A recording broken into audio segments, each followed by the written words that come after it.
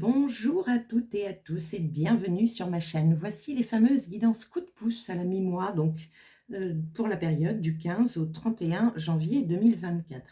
Donc cette guidance s'adresse au cancer, en signe solaire, en ascendant ou en lunaire. Donc évidemment, n'hésitez pas à aller voir déjà votre guidance générale du mois de janvier. Et puis pourquoi pas les prédictions 2024 que j'ai faites ainsi que l'introduction du mois de janvier en collectif, parce que ça va vous donner des informations. Donc, voyons un peu déjà votre énergie générale pour le mois de janvier qui était sortie. Nous avons l'impératrice. Bien. Impératrice, c'est Gaïa, c'est l'ancrage, c'est l'abondance, c'est la séduction, le charme. Vous êtes dans la place. Il y a aussi une énergie de projet, de naissance d'un nouveau bébé. C'est la petite maman du tarot, l'impératrice, hein. Donc il y a de la tolérance, il y a de l'ouverture aux autres, vous êtes là pour aider, pour briller, pour rayonner avec l'impératrice. Bon, votre titre, c'était lâcher pour pouvoir avancer. On va regarder où vous en êtes au 15 janvier. Donc ici, votre état d'esprit, les actions encore à mener sur cette deuxième partie de janvier. Nous avons le conseil de l'univers. J'ai tout doublé afin d'avoir des informations complémentaires. Et nous finissons par des messages des oracles. Allez, on y va, c'est parti. Votre état d'esprit. Donc vous avez deux cartes. Ça montre qu'il peut y avoir un ballottage à l'intérieur de vous. C'est pour ça que votre titre, lâcher pour pouvoir avancer, on est peut-être là. On va regarder. Première carte, la reine d'épée.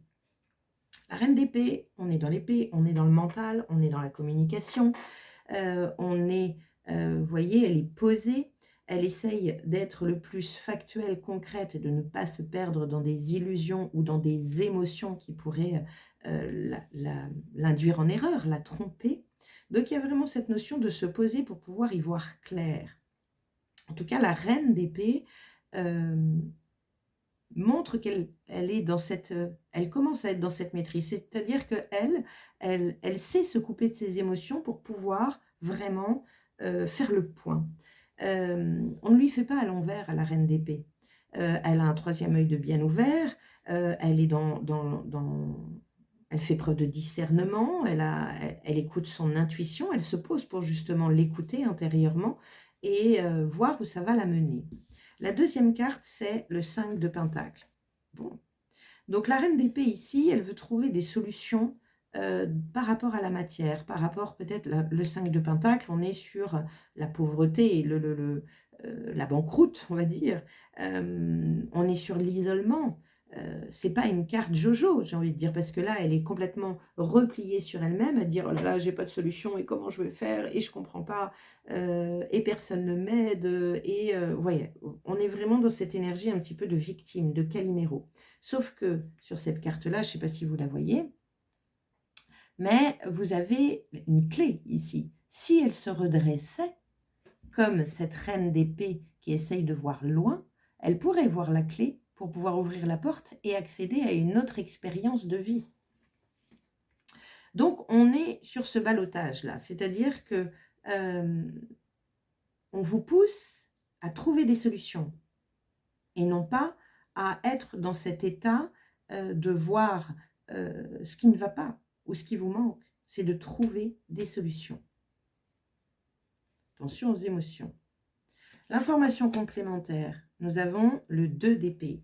Vous avez vu, 2 d'épée, on est dans une forme de dualité. Alors, dans beaucoup de cartes, le 2 d'épée, c'est un choix cornélien, parce qu'on ne sait pas quoi choisir, on ne sait pas, on ne voit pas. Sur cet oracle-là, on est vraiment dans la recherche de compromis. Il y a un marron pour deux, qu'est-ce qu'on fait? C'est à moi, c'est à toi, c'est à moi, c'est à toi. Et si on le coupait en deux?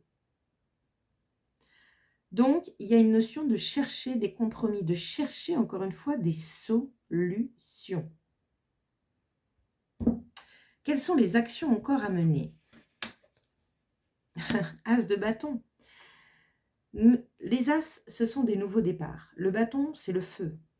Le feu, l'enthousiasme, le dynamisme, la détermination à.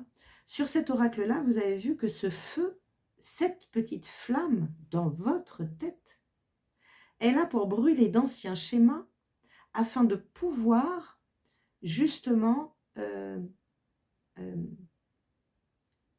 ben justement, quitter cet état d'esprit de 5 de pentacle, de victime, de quitter cet état d'esprit de dualité, savoir qui va avoir le pompon, j'ai envie de dire. L'as d'épée, c'est un nouveau départ dans une vibration. C'est la vibration du feu. Donc, on a de la passion. L'action à mener, c'est de trouver cette petite flamme. C'est de justement de se rendre compte que vous l'avez grâce à cette reine d'épée, de se rendre compte que vous l'avez et de nourrir ce feu afin que vous puissiez passer aux étapes suivantes et sortir de là, de cette dualité. En information complémentaire, nous avons quoi? Nous avons la reine de denier. Donc vous avez 2 reines.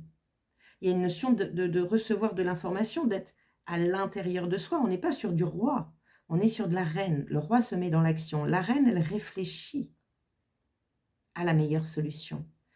Donc, une reine de denier, c'est un peu comme l'impératrice, c'est-à-dire que c'est la matière, l'ancrage, la terre, le matériel, le concret, comme le veut la reine d'épée. Le concret, le factuel. C'est-à-dire qu'au lieu de se perdre dans des énergies de « je ne sais pas, je ne vais pas y arriver, je nanana », aller chercher l'information dans la matière, je ne sais pas, moi, pour savoir si vous avez assez d'argent pour entamer ce processus d'aller vers cette passion, d'aller vers peut-être un rêve. Faites le point. Il y a vraiment cette énergie ici de ancrez-vous bien, parce que sinon, votre mental vous amène dans des énergies de doute, de pessimisme. Retrouvez-moi cette énergie d'enthousiasme. Tout va bien aller si vous y croyez. Encore une fois. La deuxième carte avec cette reine, ah ben, vous voyez, regardez, on recommence. Le 8 de coupe. En fait, ce qu'on veut, là on est sur le 5 de pentacle, là on est sur le 8 de coupe. Ce qu'on veut, c'est que vous puissiez aller chercher cette énergie d'enthousiasme, de dynamisme, de positive attitude, de c'est ça que je veux, ça me fait vibrer, pour pouvoir ensuite aller chercher bonheur. Le 8 de coupe, c'est ça. Il y a quelque chose, comme votre titre le dit, lâcher pour pouvoir avancer. Il y a quelque chose à lâcher ici, qui est, je pense, de l'ordre de l'illusion. Parce que vous n'avez pas été vérifier les informations. La reine d'épée, c'est ce qu'elle fait. Elle va vérifier les informations. Elle est dans le factuel, elle est dans le concret. On ne lui dit pas « on m'a dit que », c'est qui, quoi, tu parles de quoi. Enfin, tout est cadré. Elle ne se fie pas qu'à des oui-dire, qu'à des rumeurs. Elle va vérifier. Elle veut des preuves. Et là, c'est ce qu'on vous dit. Allez chercher l'information.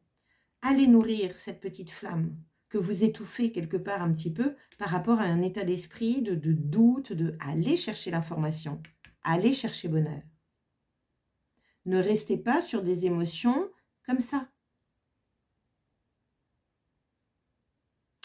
Quels sont les conseils de l'univers? Page d'épée.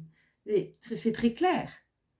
Le page d'épée, donc épée, épée, 2 épées, une coupe, 2 deniers, un bâton. On a encore de l'épée ici, donc ça en fait 3. Le page d'épée, les pages, ce sont des vallées, ce sont des commencements. Le page d'épée, on est un peu sur... Il y a plusieurs idées. Il peut y avoir de la dispersion ici, avec ce page.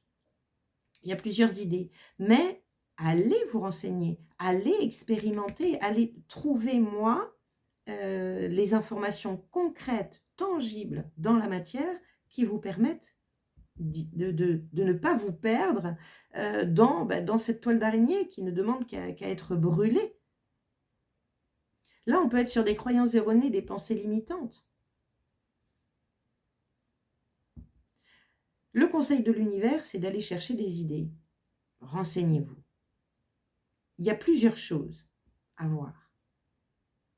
On est sur de la légèreté ici. Bon, vous avez vu, elle marche sur une petite tige de bois. C'est très fragile.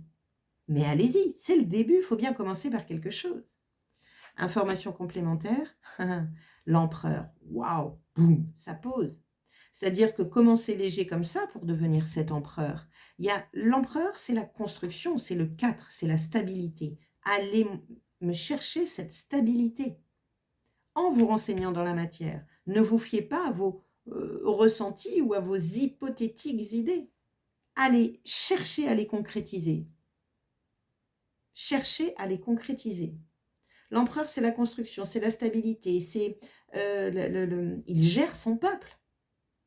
Il montre le chemin. Il est sûr de lui. Il a aussi un côté un peu têtu, borné. Donc ça peut aussi être, je dirais, l'entêtement à rester dans cette énergie-là ou celle-ci, de ne pas lâcher, c'est possible. Mais là, clairement, je vous le conseille, parce que si vous lâchez, il y a de nouvelles choses. Vous allez ouvrir l'énergie dans le bon sens et vous allez récupérer cet enthousiasme. Ne vous perdez pas dans vos peurs. Quel est le conseil, l'affirmation? C'est bon ça. Tu trouveras une solution. La clé, elle est là. Tu trouveras une solution à condition que tu sois la reine d'épée, que tu arrêtes de te laisser berner par des émotions, par des sensations de peur, de doute, par des ancrages ou des croyances erronées comme quoi je commence tout, je ne finis jamais rien, je ne me sens pas capable, on m'a toujours dit que, on s'en fout. Ça, on ne fait pas la reine d'épée, ça. On m'a toujours dit que j'étais trouillarde. Non. Vous allez trouver, tu trouveras une solution. Super. Bel encouragement. Que vous dit l'arbre de vie? L'éclair, la colère. Ne laisse pas la foudre te frapper ni frapper les autres. Évacue cette énergie négative en te recentrant. Retrouve ton calme et gère la cause de tes émotions de manière constructive. On est là. La reine d'épée, de manière constructive, on est sur l'empereur. Alors là, ça parle de colère. Ça parle d'une énergie duel. Ancrez-vous, posez-vous. Voyez ce qui est vrai, voyez ce qui est faux. Voyez ce que vous pouvez confirmer dans la matière et ce qui ne peut pas être confirmé dans la matière. Ne vous leurrez pas. Que vous disent les anges? Remarquez les signes. C'est exact, les signes que vous avez reçus ont été envoyés par le ciel. Nous déposons des plumes, des pièces de monnaie et d'autres petits objets sur votre route pour vous rappeler que l'amour vous entoure et que vous n'êtes jamais seul. Levez la tête pour voir ces signes. Regardez loin comme la reine d'épée. Alors, remarque les signes.